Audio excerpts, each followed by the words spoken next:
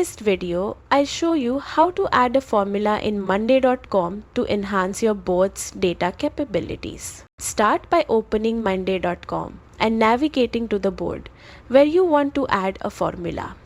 Formulas can help calculate sums, averages, or more complex operations, giving you deeper insights into your projects.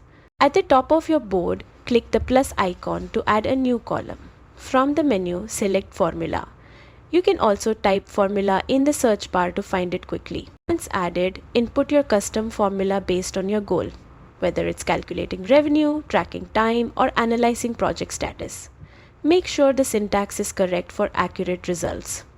After entering your formula, click Set Formula to apply it to your board. Test the formula to ensure it works as expected, adjust as needed for accurate calculations and insights. And that's it. You've successfully added a formula to your monday.com board, making your project management smarter, faster, and more data-driven.